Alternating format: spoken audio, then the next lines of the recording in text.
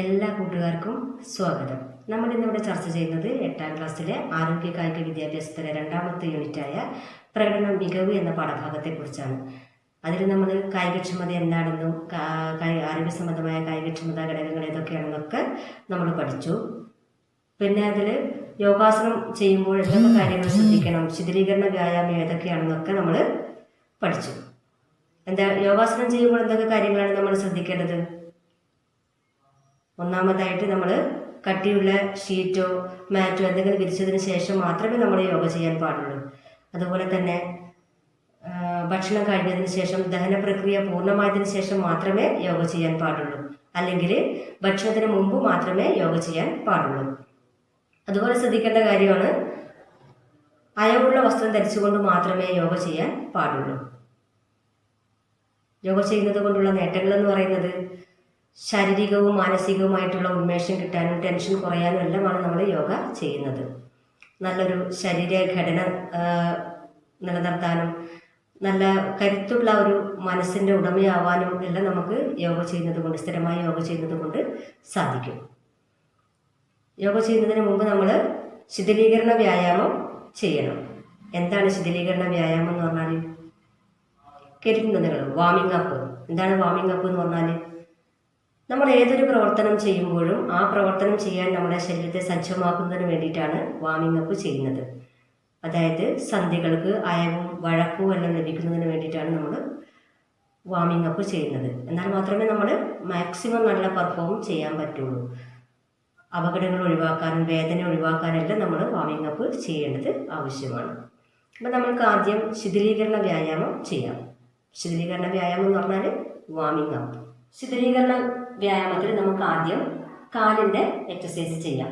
കാല് നമ്മൾ ആദ്യം ടോയിൻ്റെ എക്സസൈസ് ചെയ്യുക. അതായത് നമ്മൾ കാല് മുന്നിലേക്ക് ഇങ്ങനെ പ്രസ് ചെയ്ത് കൊടുക്കുക, മടക്കുകയും നിവർത്തുകയും ചെയ്യുക. 3-4 പ്രാവശ്യം ചെയ്യുക. അതുപോലെ തന്നെ നമ്മുടെ ഫ്രണ്ടിലും മുന്നിലോട്ട് ബാക്കിലോട്ടും ആക്കുക. ഇതുപോലെ റൊട്ടേറ്റ് ചെയ്യുക. അതുപോലെ ഓപ്പോസിറ്റ് ചെയ്യാം. അതുപോലെ അടുത്ത കാലം ചെയ്യാം. മുന്നിലോട്ടും ബാക്കിലോട്ടും പ്രസ് ചെയ്യാം. അതുപോലെ സൈഡിലേക്ക് ചെയ്യാം. അതുപോലെ റൊട്ടേറ്റ് ചെയ്യുക. അതുപോലെ ഓപ്പോസിറ്റ് ചെയ്യുക. പിന്നെ നമ്മൾ കാലിൻ്റെ മുട്ട് മടക്കുകയും നിവർത്തുകയും ചെയ്യുക. ഓരോ കാലും 3-4 പ്രാവശ്യം ചെയ്യുക. മടക്കുകയും നിവർത്തുകയും ചെയ്യുക. ഇതിന് ശേഷം നമ്മുടെ കൈയിൻ്റെ എക്സസൈസ് ചെയ്യാം. കൈയിൻ്റെ മുന്നോട്ട് നീട്ടിപ്പിടിച്ചിട്ട് കൈ മുന്നോട്ട് മടക്കുകയും നിവർത്തുകയും ചെയ്യുക. ഈ എക്സസൈസൊക്കെ നമ്മൾ കഴിഞ്ഞ ക്ലാസ്സിൽ വ്യക്തമായിട്ട് പറഞ്ഞു തന്നതാണ്. അതുപോലെ തന്നെ നമ്മുടെ വിരലുകൾ മടക്കുകയും നിവർത്തുകയും ചെയ്യുക. അതുപോലെ റിസ്റ്റ് റൊട്ടേറ്റ് ചെയ്യുക. അതിൻ്റെ ഓപ്പോസിറ്റ് ചെയ്യുക. അതുപോലെ തലക്കും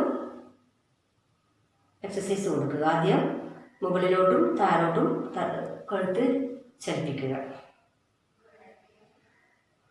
3-4 പ്രാവശ്യം അത് ചെയ്യുക. അതിനുശേഷം നമ്മൾ 2 സൈഡിലേക്കും കൂടി ചെയ്യുക. ഇതുപോലെ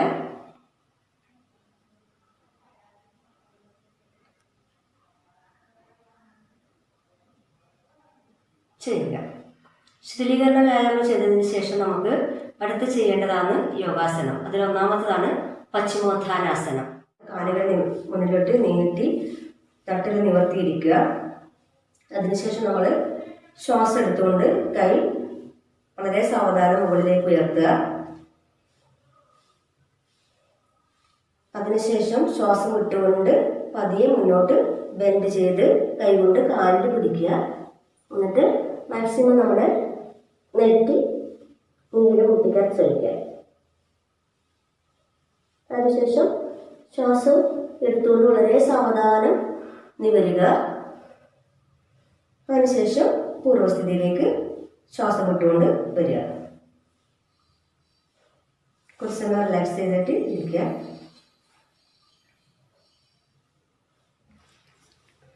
പശ്ചിമോത്താസനം ചെയ്യുന്നത് കൊണ്ടുള്ള ഗുണങ്ങൾ: ശരിയായ ദഹന പ്രക്രിയയ്ക്ക് സഹായകമാകുന്നു, പുറം വേദന, ആസ്മ എന്നിവയ്ക്ക് പരിഹാരമാകുന്നു, ശരീരത്തിൻ്റെ പിറകിലെ പേശികൾക്ക് ബലവും വഴക്കവും ലഭിക്കുന്നു, ലിവർ, കിഡ്നി, പാൻക്രിയാസ് എന്നിവയെല്ലാം പ്രവർത്തനക്ഷമമാകുന്നു, കുടവയറും ദുർമേധസ്സും കുറയാൻ സഹായിക്കുന്നു. അടുത്തത് ചെയ്യാൻ പോകുന്നത് നൗകാസനമാണ്.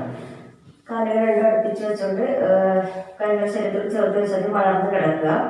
അതിനുശേഷം നമ്മൾ ശ്വാസം എടുത്തുകൊണ്ട് വളരെ സാവധാനം ശ്വാസം ഉള്ളിലേക്ക് എടുത്ത് രണ്ട് കാലുകളും അല്പം മുകളിലേക്ക് ഉയർത്തുക. അതേസമയം നമ്മുടെ അപ്പർ ബോഡി തലയുടെ ഭാഗവും കുറച്ച് ഉയർത്തുക. അതേസമയം കൈകൾ നമ്മുടെ ശരീരത്തിന്റെ മുകളിലായിട്ട് പിടിക്കുക.